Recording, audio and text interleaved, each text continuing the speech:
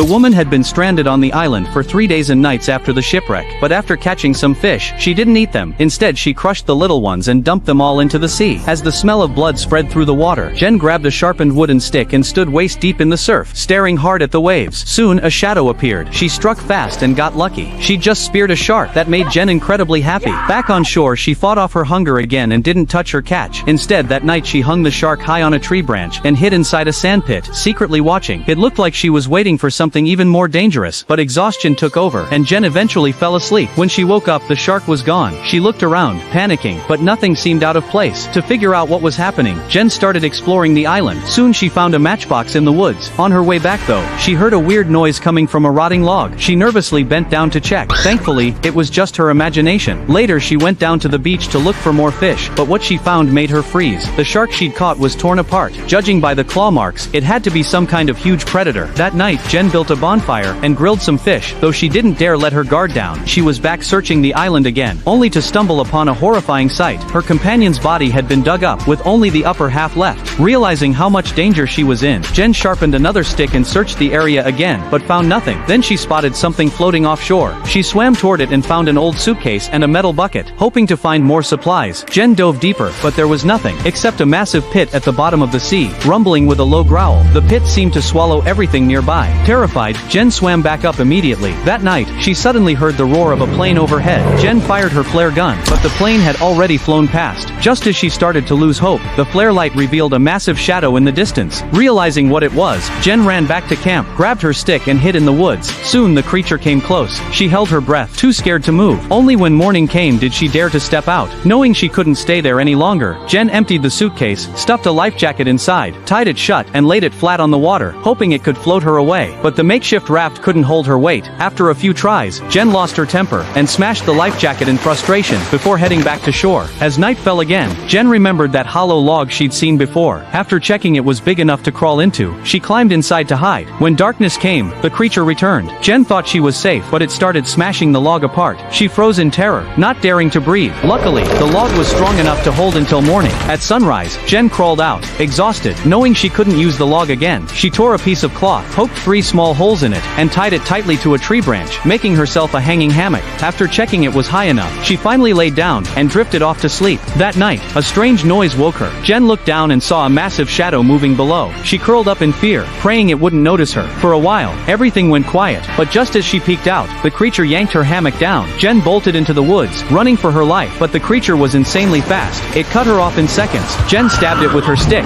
but the thing smacked her aside with one swing. When she came to, it was gone.